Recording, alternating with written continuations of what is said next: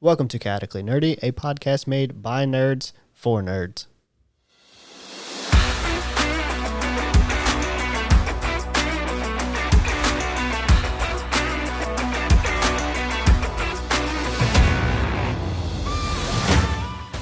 This podcast is made by adults, for adults, and for children with bad parents.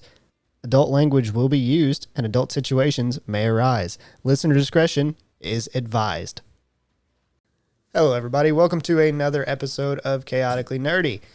It is one of your hosts, Tyler. Another host with me today is Jarrett. And the other host is... Hi, I'm Ethan. All right. He went way far into that than I thought he Yeah, would. I did. I'll allow it. Okay. This time. Don't do it again. Thank you. So on today's episode, we are going to continue our class breakdowns, and we're going to jump into Monk, which is incidentally one of my favorite classes. Probably my favorite, but Why? I like to punch. But it sucks. Okay, if you want to know the real reason why, because we stopped ourselves whenever we were getting ready to talk, it is because I like unarmored defense, I like evasion, and I like deflect arrows. Those were three of my most favored skills whenever I played the monk that was my favorite. Solid. As far as subclasses go, meh. Honestly, I think Shadow was the one I had the most fun with, but again, I was rogue as well. I think Monk might have like some of the worst subclasses. I mean, you don't get a whole lot. There's only like one, and we're going to talk about it later. There's In one another- good one. One good one. No, I would say one subclass in another class that's worse. Okay. Yeah. Okay. Fair enough. Let's just jump right into it. Fuck it.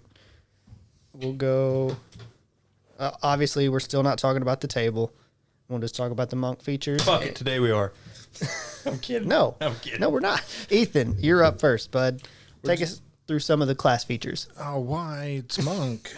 This is my least favorite class, which is surprising because Ranger sucks and Sorcerer sucks. But Monk, let's go into it. You just don't like the flavor of the Monk. I don't. I mean, I can understand that. It, There's not a whole lot of I like flavor. the punchy bits, and I like the unarmored defense thing. It's just Listen, that I don't get enough out of it. There is a lot of stuff I would change about monk. Hands down. But the base of it, the base root, I like.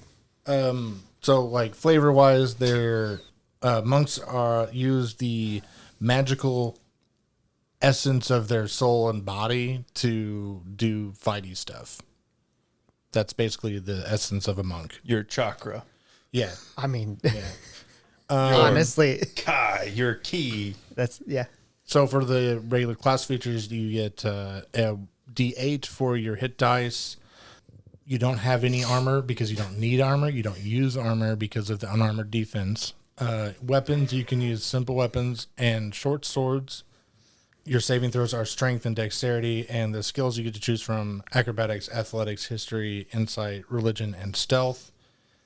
And the major thing is we mentioned earlier about the unarmored defense for their armor is beginning at first level when you are wearing no armor and not wearing a shield. Your AC equals 10 plus your dexterity modifier plus your wisdom modifier. Which is interesting.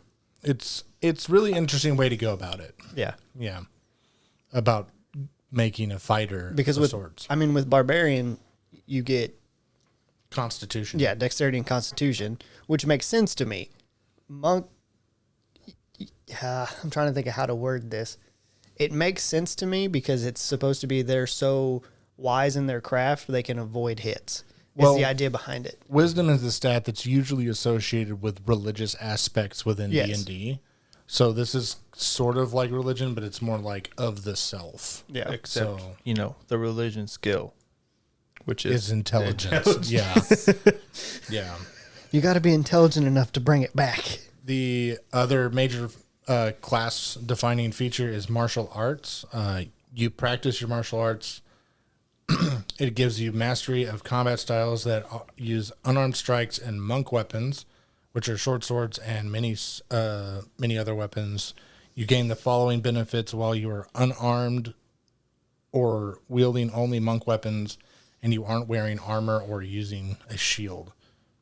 You can use dexterity instead of strength for the attack on damage rolls with any monk weapon.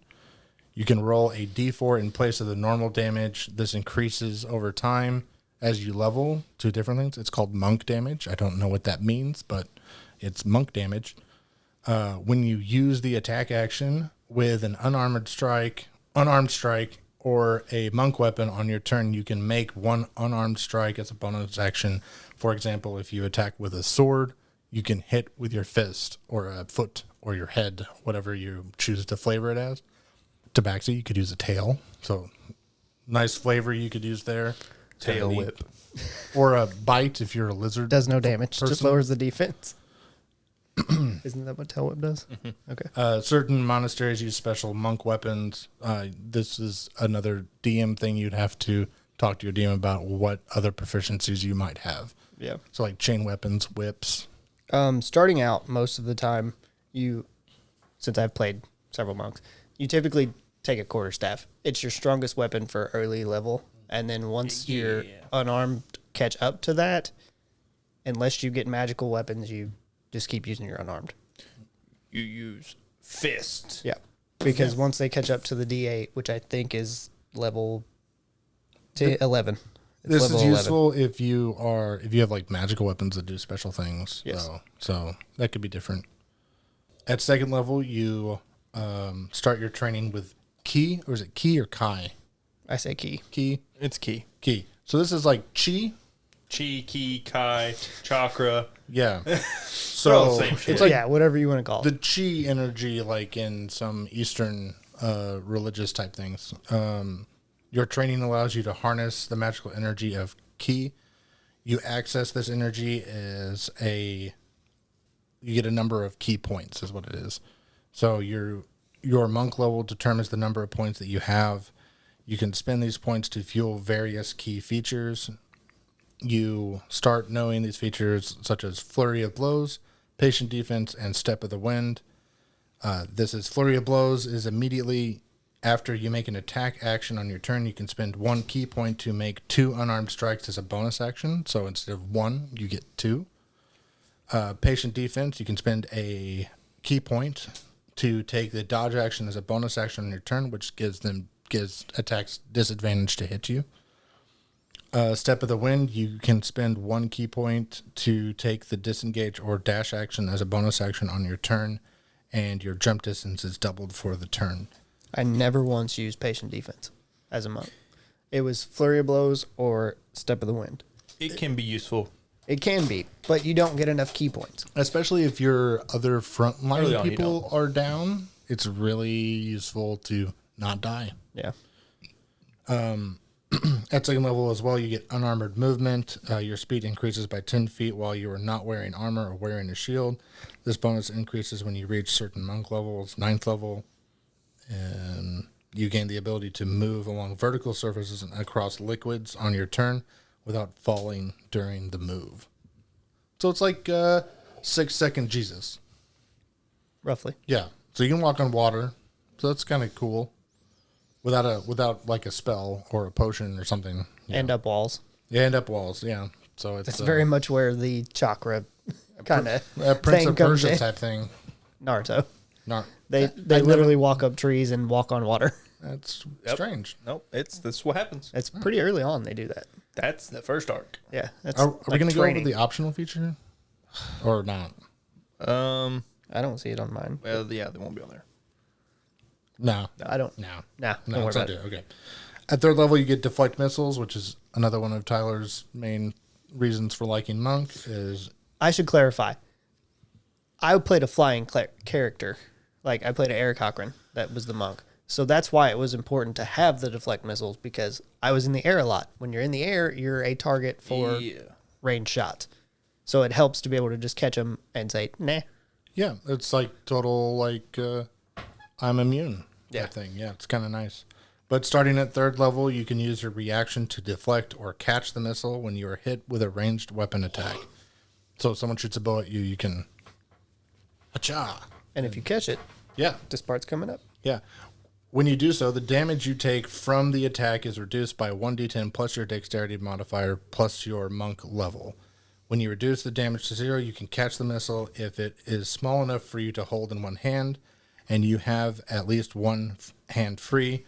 If you catch the missile in this way, you can spend 1 key point to make a ranged attack with a range of 20 to 60 feet using the weapon or piece of ammunition you just caught as part of the same reaction. You can use this attack with proficiency.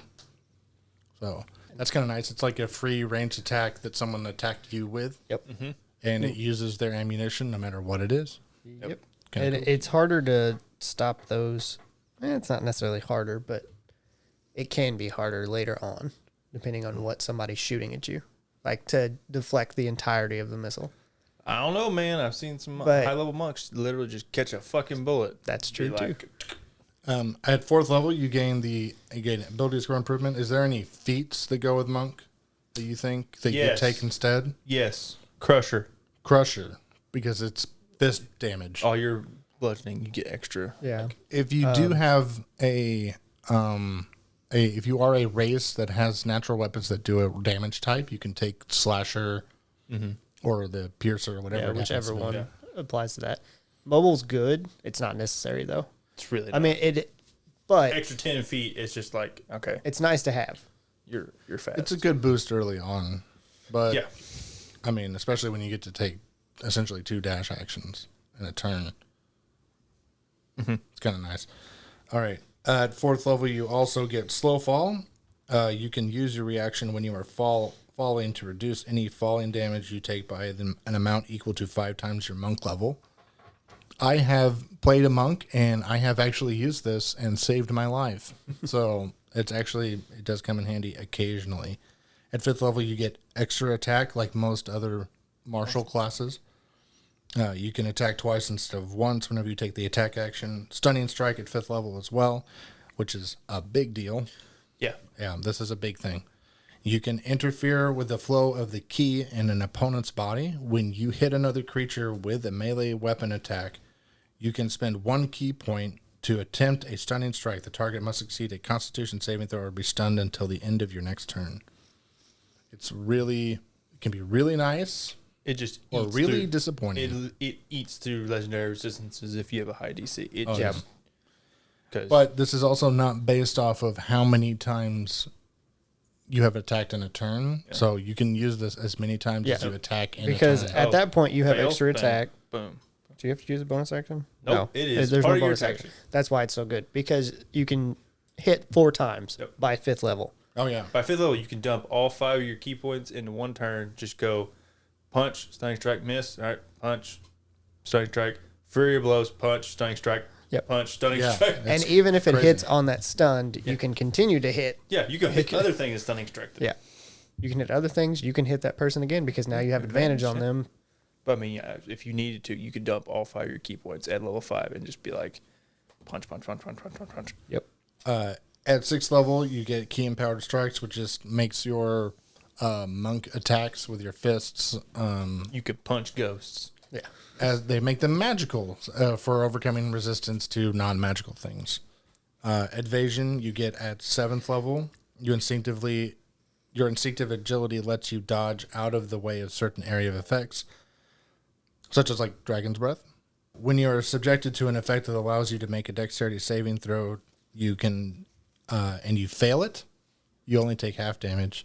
When you pass it, you take no damage. At 7th level, you also get Stillness of Mind. You can use your action to end one effect on yourself that is causing you to be charmed or frightened. Purity of Body at 10th level. Your mastery of the ki flowing through you makes you immune to disease and poison. 13th level, you gain Tongue of the Sun and Moon. You learn to touch the ki of other minds so that you understand all spoken languages. Moreover, any creature that can understand a language can understand what you say, which is, can come in handy. Yeah. But at like 13th level, It's a little late. it's a little late. It's a ribbon flavor ability. Yeah. Filler. Yeah. It really is. At 14th level, you gain Diamond Soul. Your Master of Ki grants you proficiency in all saving throws. Additionally, when you make a saving throw and fail, you can spend 1 key point to re-roll it and take the second result. It's important to note that that does include death saving throws. Yes. I'm learning shit all the time. Anything that's called a saving throw. Interesting. Yeah. At 15th level, you gain Timeless Body. Your key sustains you so that you suffer none of the frailty of old age and you can't be aged magically. You can still die of old age, however. In addition, you no longer need food or water. Which is interesting because you can die of old age, but not because you didn't have food. yeah. Yeah. Because you're old. Yeah. It's Empty just body. interesting. Empty body. At 18th level, you can use your action to spend 4 key points to become invisible for 1 minute. During that time, you have resistance to all damage but force damage. Additionally, you can spend 8 key points to cast the Astral Projection spell without material components, which is kind of neat. Yeah. Kind of neat. I mean, it's a neat ability to have. but you still have to get to 18 level to get it. Yeah. I don't know if anybody that's like, I'm going all the way to 18 to get the ability to go astral projection. Monk is very much a dip class in general. And then at 20th level, the capstone is Perfect Self. When you roll for initiative and have no key points remaining, you gain 4 key points, which is at 20th level. What you're fighting is not really useful. Nope. No. It's awful it's Because awful capstone. here's the thing. You get like half of them back, it'd be fine. Yeah, you get 20 total. Yeah. I don't know why I was going to say something during the key point part. Why don't they just say you get key points equal to your monk level? Because that's a way easier way of saying that. Yeah. Instead of saying it. Based on the table, you'll look up, Yeah. you get that many. Like, But I mean, like, it's like compared to other classes capstones or other subclasses capstones, there's a lot of them that are just really powerful. Look at Yeah. Druid. Well, there's a This lot is of these. crazy. Anything has a resource. Yeah. Bard, sorcerer, they all get the same shitty Yeah. capstone where It's you- like, when oh, you if you enter don't it- have any. Yeah, if you roll initiative, you don't have any, you get 1 or 4. I feel it's because they're why? not expecting you to take all 20 levels in that class. Yeah, you should go like at the max. I'd say is 14.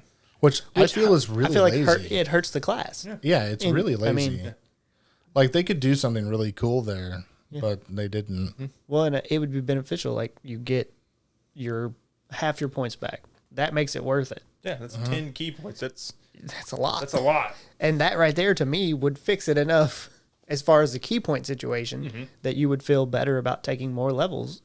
And even if you did like a level 21 shot, it'd be fine. It'd be Why like, not? oh, okay. Like with this, why not just say you have infinite key points at level 20? That's a Like little they do, dangerous. like they literally do with Yeah, barbarians. yeah. Unlimited Why- rages Why not? I mean, yeah, and unlimited wild shapes. Yeah, Yeah, it's the same thing. yeah.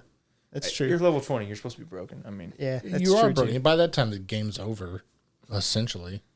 Unless you're playing like a 20th level thing, but you're already preparing for it to be just completely. bonkers. Yeah. Bad shit. Yeah. Yeah. Yeah. Yep. All right. So now we get to go into it's monastic traditions. I've constantly said subclass, and I know somebody out there is going to be pissed at me because I just call them all subclasses. That's what they are. Well, they all have a different name. Yeah. Yeah, exactly. Which gets I've not been confusing. using those. It's much easier to just say subclass. Sorry about your luck if you're pissed at me. So some of these we will not be talking about. As always, we've kind of chopped out. We'll briefly talk about them, but chopped out the ones that we think don't necessarily make the cut, which is most of them according to Ethan. Jarrett, tell me a little bit about Mercy because we're not actually going over Mercy. Which you gain these at 3rd level. I didn't Yes. actually say Yeah. that. Oh, you did. I Did thought. I? No, I didn't touch this one.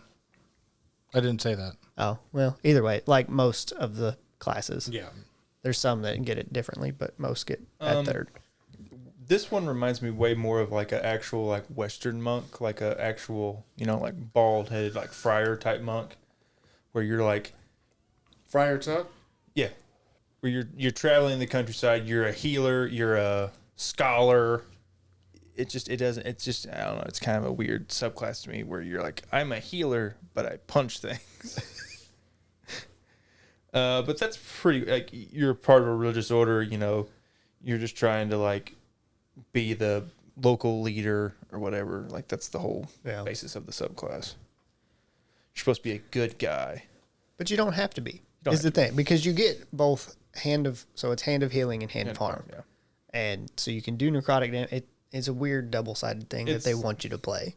And you get to choose. And realistically, most people are going to choose Hand of Harm. Yeah. It's nice to have that Hand of Healing as like a backup. Especially if you don't have a healer, which, I mean, we talked about in the Cleric episode. Why the fuck would you have a healer? Just don't die. It's easy.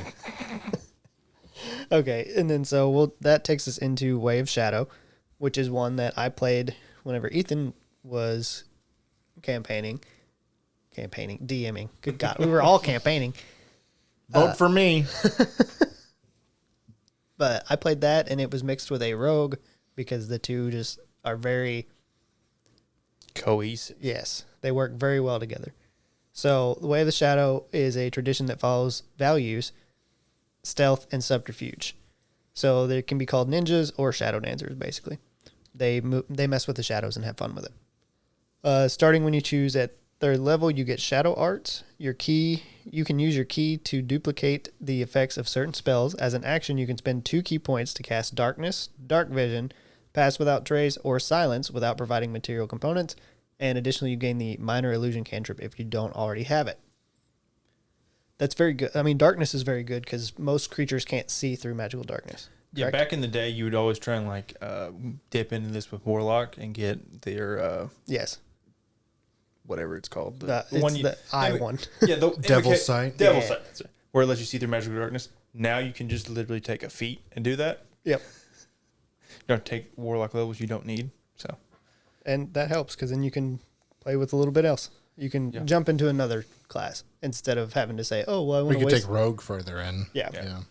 At 6th level, you get Shadow Step. So you gain the ability to step from one shadow into another when you are in dim light or darkness.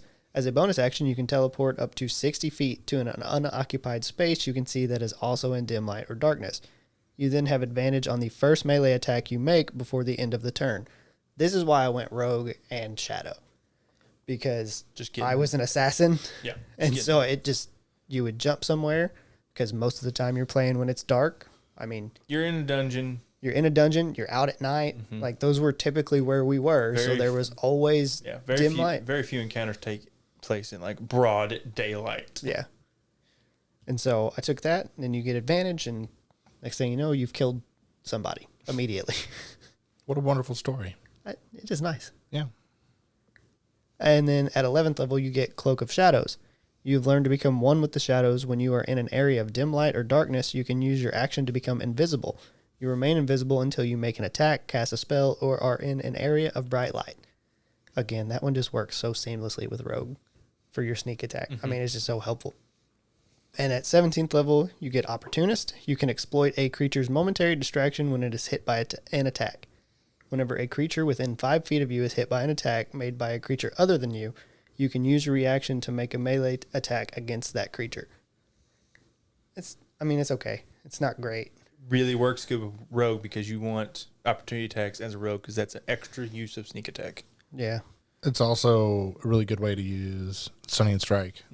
Yeah. In the middle when it's not your turn. Yeah. But in the end of it is, are you going to go 17 levels? True.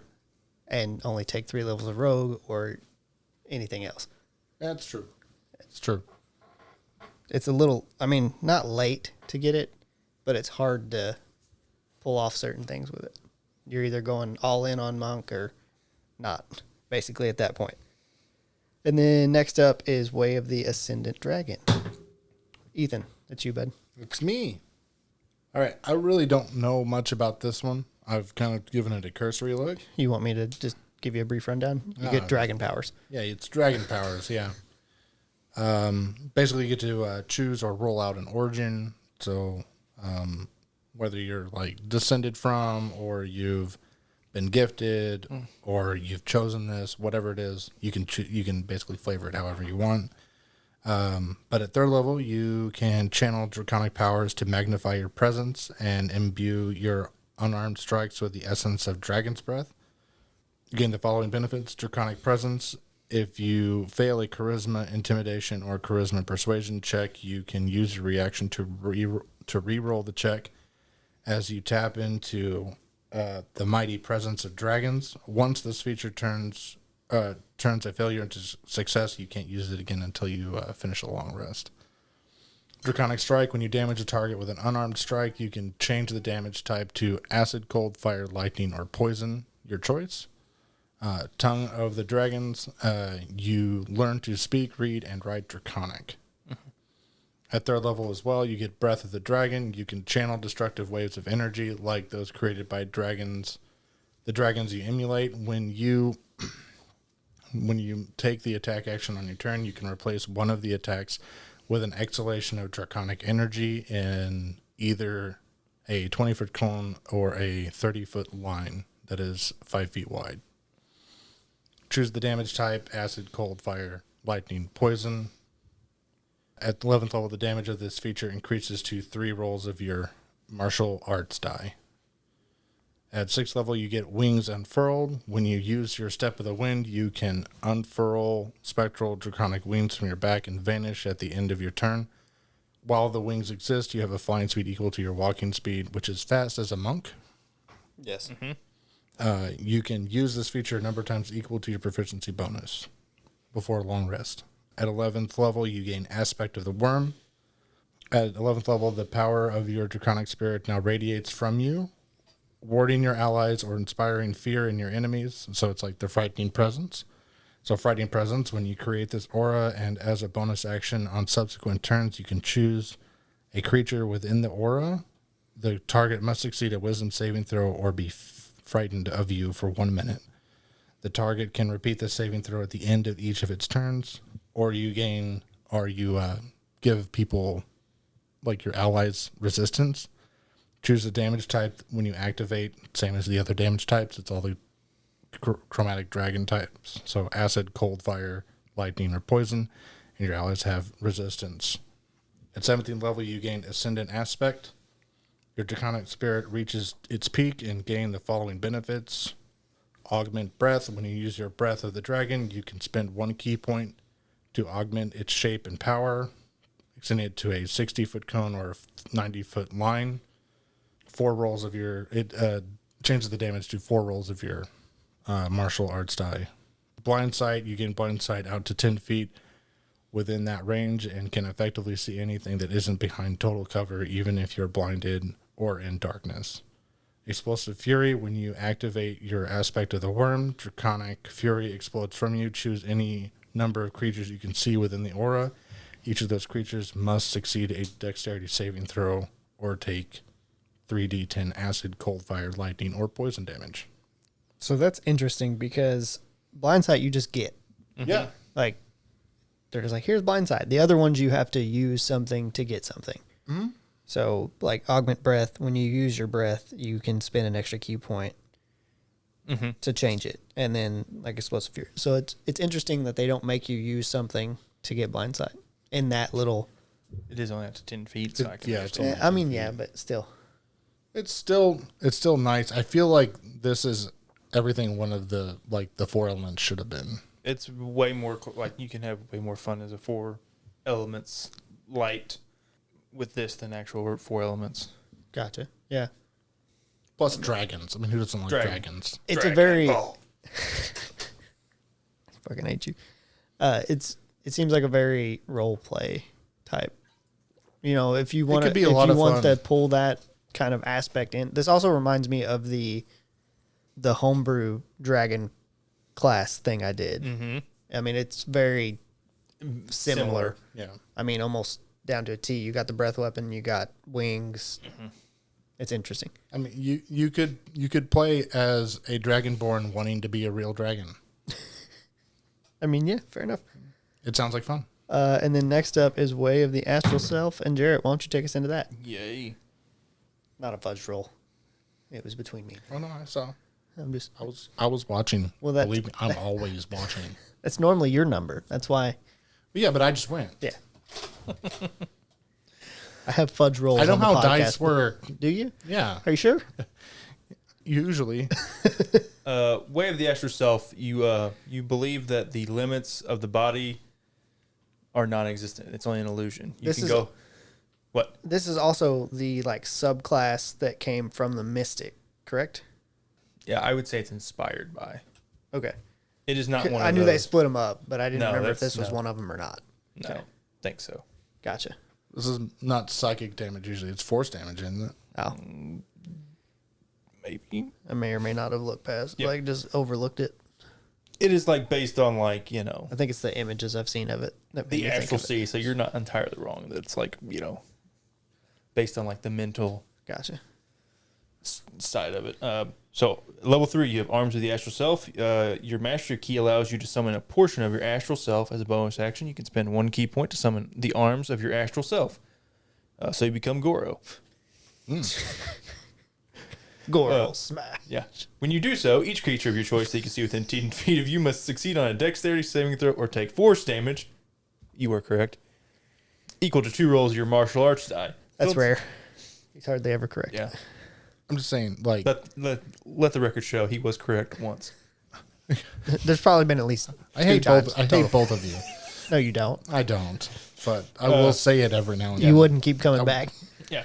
But I would like to say, like, if your astral self, like your other self, like your inner self, is Goro, what's wrong with you? Yeah, there's a lot going on there. What's right with you mean? You like Goro? It looks cool. He's got 4 arms. He does not look cool. I I don't meant think. like the idea of him having 4 arms. Okay, you like forearms. You don't. Of course. One of the pod racer guys had 4 arms. Was he cool? Which one is that? Quadraneros. Yeah. They're beating on the things and like almost died. Anyway, for 10 minutes, these spectral arms hover near your shoulders. You determine the arm's appearance, and they vanish early if you are incapacitated or die. While the spectral arm is present, you gain the following benefits. You can use your wisdom modifier in place of your strength modifier when making strength checks and strength saving throws. You can use the spectral arms to make unarmed strikes. Kind of, you know, fucking obvious. Why would you summon them if you can't punch with them? You can make an unarmed strike with the arms on your turn, or when you make an unarmed strike with the arms on your turn, the reach is 5 foot greater than your normal reach. And the unarmed strikes you make with the arms can use your wisdom modifier in place of your strength or dexterity modifier in terms of damage or attack rolls. And the damage type is changed to force. So, Also, you know, you might just like to have 4 arms. Yeah. Could be handy. Maybe you're cooking something. Don't give me You that. can never fucking- say, like, I only got 2 hands because you got 4. Exactly. Yeah, you can do all 4 burners. at Why the don't you same help me time. carry in the groceries? I only got 2 hands, woman. The fuck you do? it's one of them, you're like, you got a whole trunk load of groceries. You're like, we ain't making more than one trip, boys. One of those things where you went too far and now you regret it. Yeah. At 6th level, you have Visage of the Astral Self. You can summon a Visage of your Astral Self as a bonus action, or as part of the bonus action you take to activate the arms of Astral Self. You can spend 1 key point to summon the Visage for 10 minutes. It vanishes early if you die or incapacitated. The Spectral Visage covers your face like a helmet or mask, and you determine its appearance. The Spectral Visage is present, and you gain the following benefits. Astral Sight, you can see normally in darkness, both magical and non-magical, to a distance of 120 feet. You have Wisdom of the Spirit. You have advantage on wisdom, or you have advantage on insight checks and charisma or and intimidation checks. Word of the Spirit. When you speak, you can direct your words to your creature of your choice. You can see within 60 feet of you, making it so that only that creature can hear you. Alternatively, you can amplify your voice to all creatures, so that all creatures within 600 feet can hear you. Kind of neat, but not. I guess the most useful one is the magical darkness one. Yeah. It'd been really cool if, like, whenever you did Flurry of Blows, you hit 4 times. That's fucking a little bit much. I don't care. It'd be cool. Hey, why not? I went on like 17. Fuck it. You like overpowered people in your campaigns? That's true. Yeah, well, 3 times then. All right, I can agree with 3 times. Okay. Yeah, you hit once and then the other 3 arms hit. Yeah, that makes sense. Yeah. I'll allow it. At 11th level, you have Body of the Astral Self. The real original when they name in these Oh, abilities. yeah. When you have both your astral arms and visage summoned, you can cause the body of your astral self to appear. No action required. The spectral body covers your physical form like a suit of armor, connecting it so with the arms and visage, connecting to the arms and visage. You can determine its appearance. While the spectral body is present, you gain the following benefits. Deflect energy. When you take acid, cold, fire, force, lightning, or thunder damage, you can use your reaction to deflect it. When you do so, the damage is reduced by 1d10 plus your wisdom modifier. You have empowered arms once on each of your turns. When you hit a target with the arms of Astral Self, you can deal extra damage equal to that target equal to your martial arts die. So that's kind of like hitting a third time. Meh. Yeah. You know what I just realized this is, Willard? What's that? Something you may not even... Oh, you probably haven't got to that far yet. It's from Naruto. Sasuno. Yeah. Yeah. That's literally what it is. Yeah. I haven't got that far, but I know what it is. 17th level. Because the show's been out for 42 years. I think Captain Weebo brought that up one time. This is literally exactly what it is. Yeah. As I'm reading that, I'm like, oh, you just summon more parts of it. Yeah, that's exactly how it works in the anime. At 17th level, you have Awakened Astral Self. Your connection to your Astral Self is complete, allowing you to unleash your full potential. As a bonus action, you can spend 5 key points to summon the arms, visage, and body of your Astral Self and awaken it for 10 minutes. The awakening ends early if you are incapacitated or die. While your Astral Self is awakened, you gain the following benefits. You have a +2 to armor class, and you can use the extra attack feature to attack twice, or whenever you use the extra attack feature to attack twice, you can instead attack 3 times if all 3 attacks are made with your astral arms. There you go. Yeah, you get it at 17th level. Was it 17? Well, it's not part of Fury Blows, but it's... But you get it. Yeah. But You get more attacks. yeah. It's cool. You get more. Mechanically, it's just like you punch more with your arms. Cobalt Soul. I'm just now looking at this. Cobalt Soul's not official. No, it's I didn't know that. I know that one. We're not going to talk about it, so it doesn't matter. But all right. If you want to see it, go watch Campaign 2. yeah. It's Which one played that? Was that That was Marisha. Bo? Yeah. Okay. It's really good. It makes... It's not. It's really not. It's times like those that I wish we were doing a video podcast because you just shaking your head as you're saying it's really good. It's more relying on role play than anything else. It's a role play class. Oh, I suck at that. It's honestly it's not bad. It's not the worst thing out there, but don't do it. no, pick something else. Okay. Not mine. You know what you can? Fuck you. You know what you can pick, but we're not going to talk about it. Way of the Drunken Master. We'll mention it. It's from Xanathar's Everything. You get drunk. It's Jackie Chan. Yeah, Yeah. being drunk gives you. It's also Not that Jackie Chan is an alcoholic. I'm just saying this is based off of his style. which one's the smaller one in Naruto? Rock. Yes, Rock Lee, yes. It's Guy's the older one. Yeah, Rock Lee is also a drunken master. Yes, he When does he use fought- the drunken style to fight Gara once. Yes. Yes. And he was damn good at it. That Yes. was I love that scene. Or not fight Gara. It wasn't Gara. It was Gar. No, it wasn't Gara. It was Kimimaru. That's right. Gara was there. Yeah. Now we're getting all He Nard. was just there. And Ethan's just like, I don't know shit. So really it just gives you like drunken benefits. Like you're supposed to drink a lot and then so just to quickly go over it, you can use flurry blows, you can take disengage action. Like you get the disengage action, which is nice, but it's basically just you're stumbling around so they can't hit you. Yeah, it's not bad. And it kind of does the same things throughout the class. But again, we're not talking about it. It's decent if you want to play it. It's not. It's kind of like the rest of monks. They're decent. If you want us to go over it, you can always ask us to go over these. Smash that like button. On our Discord. Don't forget to subscribe and hit the bell. We don't have any of those. We're not on YouTube We don't have a bell. We should get a bell. Why don't we have a bell? because we're not on YouTube. Ding. Ding ding. Punch that bell. Just fucking us just hitting all. So if we'd say punch that bell, and I would literally just punch, like we'd have a little hand bell, and I'd just pick it up and punch it across the room. Punch. Yeah. Good. Yeah. Punch. Next up on our list of, hey, we're not going to talk about this, is the worst monk subclass, Way of the Four Elements. It could have been a contender. It's almost the worst subclass. Period. Yeah. It could have been. Almost. It could have been so good too, because you look at it and you're like, man, I get to be the fucking avatar, and then every single ability you get, which I haven't played it since they've redone it. They haven't redone it. What are you talking I about? thought they did. Nope. I thought they redid some shit. Nope. If you're starting a new character at like a high level because yours died or yours left the campaign or something like that, this is not a bad pick. It's just early on, it's a lot of juggling resources. That's not fun. To try and decide which quote unquote spell you want to cast, because that's essentially how they're written. Yeah. Is you get abilities that are element based. It can be fun. It's a lot of work. This is one that you don't get. Like, you just flat out do not get enough key points to use. No. Because a lot of the abilities take 2 or 3 key points. And if you're level 4, go fuck yourself. I mean, you don't. You don't have enough. Yeah. I'm sorry. Yeah. You can use one thing, and that's it. Really rough to start out with this. It is. Yeah. And then the next one that we are also not going to talk about is Way of the Kinsai.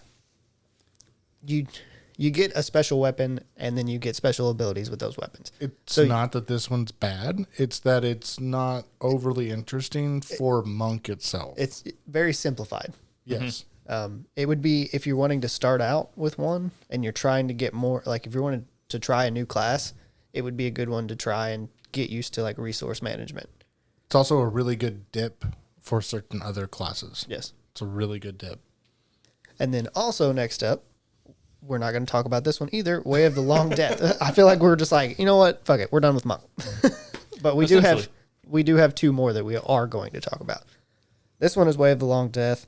It's from Sword Coast. It came out, there was Long Death and Sun Soul. They kind of came out together. They were essentially opposites. Long Death is essentially what it feels like to play this subclass. I mean, fair enough. It's not bad. It's just not good. It's okay. Yeah.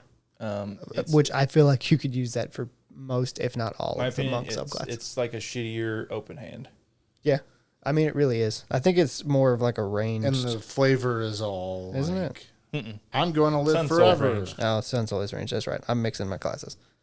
And then next up, we will talk about this one. It is Way of the Open Hand. It's me. I didn't even want to talk about this one. Do it anyway. I will. It's a good class. I'm not saying it's not a good class. It's just like you think about a monk. This is what you think of. This is legitimately what you think of. That's why we should go over it. I get that, but at the same time, I feel like I can cover it in 3 seconds. But I won't. Because I'm going to talk about it. Fuck you guys. 3. All right. So when you choose the tradition at 3rd level, you can manipulate your enemy's ki when you harness your own. Whenever you hit a creature with one of the attacks granted by Flurry of Blows, you can impose one of the following effects on the target. It must succeed on a dex saving throw or be knocked prone. It must make a strength saving throw. If it fails, you can push it up to 15 feet away from you. It can't take reactions until the end of your next turn. Those are great because all you have to do is hit with the Flurry of Blows. So you get 2 chances, and then you just do it. Like, there's no key that you have to use. You just hit them, and they're either prone because you've swept their legs, if you want to flavor it that way. Leg, Johnny. Yeah. Or you kicked them so hard it pushed them back 15 feet. Or you just say, hey, don't take reactions, bitch. You don't have to spend anything extra to do this either. That's why it's good. You just do it. Yeah. Do it. At 6th level, you get Wholeness of Body. You gain the ability to heal yourself. As an action, you can regain hit points equal to 3 times your monk level. You must finish a long rest before you can use this feature. So you can get 18 hit points back at 6th level when you first get this, and then obviously it scales. That's good. I mean, who doesn't want to be able to heal themselves? Yeah. It's solid. It's no lay on hands, but it's solid. It's better than Second Wind. Yeah. Yeah, it sure is. It's sure. And at 11th level, you get Tranquility. You can enter a special meditation that surrounds you with an aura of peace. At the end of a long rest, you can gain the effect of a sanctuary spell that lasts until the start of your next long rest. The saving throw DC is 8 plus your wisdom modifier plus your proficiency bonus. I don't know what sanctuary does. It's really fucking annoying if you're the DM. Yeah. You ward a creature with range against attack. Until the spell ends, any creature who targets the warded creature, which would be yourself at this point, correct? Mm-hmm. With an attack or harmful spell, must first make a wisdom saving throw. On a failed save, the creature must choose a new target or lose the attack or spell. Okay. It's so really annoying. Yeah, that would be really annoying because basically you're like, I want to hit this monk. And It's how about you make a wisdom save before you do that? It's until you make an attack action, though. Oh, okay. It? No, it says until the start of your next long rest. No. This No, sanctuary. sanctuary ends if you attack something. If the warded creature makes an attack, cast a spell that affect. Yeah. Oh yeah, or deals damage. Yeah. Okay, It's a minute until you do one of those things. that's weird. It's weird the way they worded it as monk, because So I can see people being like, no, it's So for open hand, it's all day or until you hit somebody. you Do some make an damage. attack or deal damage to somebody. Yeah. So even if you like drop a flagon on somebody's foot, technically that would end it. Ah, shit! I tripped and kicked this person in the face. Stab. At 17th level, you get Quivering Palm. You gain the ability to set up lethal vibrations in someone's body. When you hit a creature with an unarmed strike, you can spend 3 key points to start these imperceptible vibrations, which last for a number of days equal to your monk level. So 17 at least. The vibrations are harmless unless you use your action to end them. To do so, you and the target must be on the same plane of existence. When you use this action, the creature must make a Constitution saving throw. If it fails, it is reduced to 0 hit points. If it succeeds, it takes 10d10 necrotic damage. You can have only one creature under the effect of this feature at a time. You can choose to end the vibrations harmlessly without using an action. Holy fuck. Yeah. It's really fucking good. Yeah, it is. Because you're dead. Yeah. Anytime there's an insta kill, that's... And all you have to do is touch somebody. It's not even hit them. Yeah. It says when you hit a creature with an unarmed strike. Is it? Yeah, Oh, it is? Yeah. So you can poke. technically. Flick. You still have to make their AC. Yeah. Unless they just let you. Flick. Unless you're like talking to them and like, hey, don't let me hit your palm. Give them a slap on the back. Yeah. Or on the underhanded. In a you know? gesturely way. Yeah. Smack their bottom. Yeah. Good game, sport. Good game. Death. Oh, God. That would be so bad. They're just in the middle of doing something and all of a sudden they explode. So that covers that one. Now we're going to talk about Way of the Sun Soul. It's between you two. Jarrett, talk about the Dragon Ball boys, because that's what this fucking class This is, I know I joked on the Ascendant Dragon one that was the Dragon Ball Z one. Nope, this one. Yeah. Like when you play Sun Soul, you're literally Yeah. doing Kamehameha waves. Yeah. At 3rd level, you can hurl searing bolts of magical radiance. Does that sound familiar? Zeus? You gain a new attack option that you can use with the attack action. The special attack is a ranged spell attack with a range of 30 feet if you are proficient with it, and you add your dexterity modifier to its attack and damage rolls. The damage is radiant, and its damage dies to D4. This die changes as you gain monk levels, shown in the martial arts column of the monk table, yada, yada, yada. When you take the attack action on your turn, you can use the special attack as part of it. You can spend 1 key point to make the special attack twice as a bonus action. Special beam cannon. Makan Sabakoko. Fuck it! Special beam. When you gain the extra attack feature, this special attack can be used for any of the attacks you make as part of the attack action. So, either or. At 6th level, you gain the Searing Arc Strike. Sounds really cool. It's not. It's not. You gain the ability to channel your ki into a searing wave of energy immediately after you take the attack action. On your turn, you can spend 2 key points to cast Burning Hands as a bonus action. It's okay. You can spend additional key points to cast Burning Hands as a higher level spell. Each additional key point you can spend increases spell level by 1. The maximum number of key points, 2 plus any additional points that you can spend on your turn equals half your monk level. It's okay. Yeah. I don't know if I'd ever dump extra key points into it to increase the damage. You don't get enough to really feel like you can dump just to get it's damage. just because Burning Hands doesn't scale well. Yeah. It's like an extra D6 for every level or something like that. It's not good. 11th level, Searing Sunburst. You gain the ability to create an orb of light that erupts into a devastating explosion. As an action, you can create a magical orb and hurl it at a point you choose within 150 feet, where it erupts into a sphere of radiant light for a brief but deadly instant. Spirit bomb. Lend me your energy. Yeah. Each We're creature such with fucking weebs, and Ethan hates it. Like I can see the disdain on his face as me and you are making these fucking jokes. each creature in the 20-foot radius sphere must succeed on a Constitution saving throw or take 2d6 radiant damage. That's so shitty. 2d6? So fucking shitty. A creature doesn't need to make the save if the creature is behind total cover that is opaque. You can increase the sphere's damage by spending key points. Each key point you spend up to a maximum of 3 increases the damage by 2d6. So you can get Wow, they were 8d6. They were really just not. Shittier They really fireball. were They like, weren't- I want to make you powerful. I want to make you feel like you're gonna play a Dragon Ball character, and then No. say, "Now go fuck yourself." No, they made it, and they Picture didn't being even. Krillin. They didn't even think of. I swear they just made this and was like, "That's done." Yeah, they were like, "Guys, do you want to play a Dragon Ball character? Okay, here's Yamcha." Yeah. That's better than mine. Yeah. You are Yamcha. At 17th level, you have Sun Shield. You become a wreathed in a luminous magical aura. You shed bright light. You shed bright light in a 30-foot radius. You and shed dim bread. light in an additional 30 foot. You can extinguish or restore the light as a bonus action. If a creature hits you with a melee attack while its light shines, you can use your reaction to deal radiant damage to this creature. The radiant damage is equal to 5 plus your wisdom modifier. Wow, the bread would have been better, to be 10 honest. whole Probably. points. It's such a fucking. It's so shitty.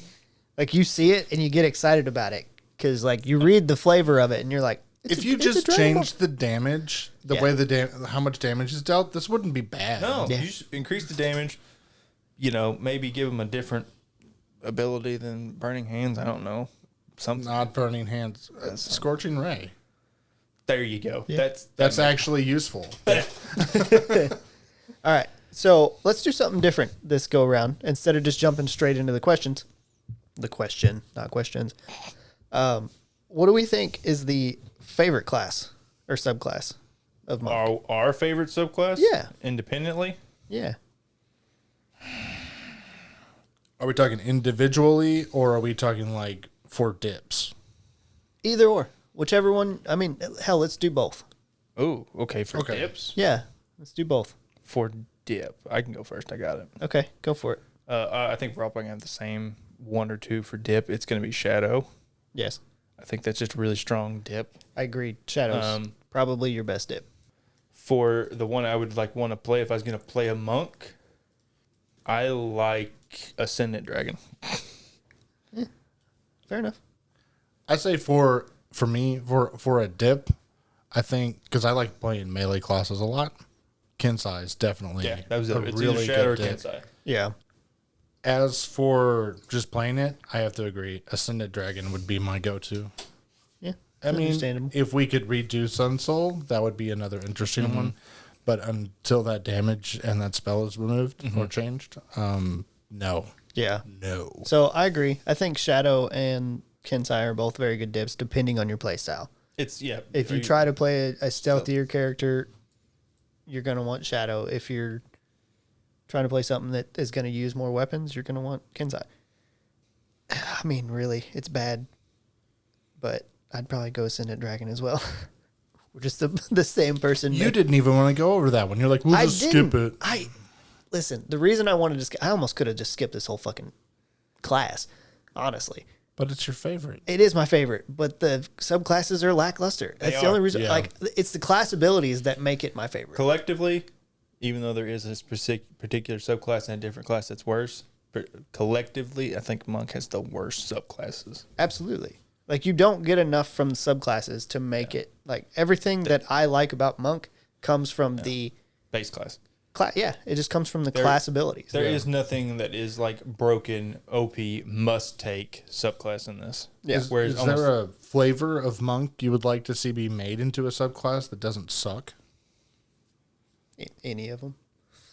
one that they haven't done or They haven't done. they haven't done? I mean, we can get one like, I'd like something that has to do with like poison. I think that would be interesting. Yeah, I don't know. I would like to see a forge based one. Because, like, Well, where I'm a coming dwarf from, fan, so I mean, Yeah. I would like to see the forge based one. where I'm coming from with poison is like, monks, they get immune to disease and poison at some point. Why not take that and run with it? Yeah, I like it. I like poison stuff, so Yeah. it's usually pretty good. Yep. So now on to the question. Now this is not one that come from Dungeon Loot Armory. Yeah. That's the one where we've been doing most of the questions. They hated monk so much they didn't even add a which monk would you add to your party. Oh wow! You were part of making this list. Remember we went over this. I don't remember that. In the Discord. We talked slept about a lot since then. Yeah. So some people helped to make this monk list. So this is comprised of monks that we have, Collectively think are cool. cool enough that we would say, hey, if you're going to add a monk to your party, which one are you Yep. adding? So first up, we have Iron Fist from Marvel. We have Aang from Avatar. We have Saitama from One Punch Man. And we have Beauregard from Critical Role. I know which one everyone's going to pick because you have to pick it. You have to. You have to because he always always wins. And How do you not pick him? It just takes one. I refuse. Who are you picking then? The other bald one. Aang. Aang. Okay, fair enough. Yeah, but the class is too shitty. I can't. Yeah, I know. I feel like we would nerf Aang by taking it. Just make him a Ascended Dragon. Just don't make it Dragon. Yeah, just fuck it. Yeah. I mean, I'm taking Saitama. Yeah. Yeah, Saitama. He's open hand Literally. Yeah. He just uses quivering palm on everything. on everything. He doesn't realize he's doing it. That's why he keeps killing people in one shot. I like it. Yeah. Yeah. Saitama definitely. Oh, absolutely. All right. So that wraps up this episode. As always, you can find us at anchor.fm/chaotically nerdy. You can find links to our Discord. You can find links to our Facebook page. We post on the Discord a lot more. Jarrett's not, I don't know if you've noticed it, but he's not even been online anymore. Oh, I just haven't opened He's it back not up. even the watcher. He's just dead. It's just Dead to us. Just No, there was a power outage. it's just last Martine. week, and I haven't reopened the Discord. And I haven't reopened it. That's all right. If you want to talk to me and Ethan and the Discord and our other lovely people that are there with us, you can do that if you go to anchor.fm/chaotically nerdy and get to the link. I think that's all. I think that's all we got to do. This was pain. It kind of hurt me too. Yeah, it was Because like I said, once we got past the class features, I was like, we really got to go over these. But we'll see you on the next episode. Thank you guys for listening.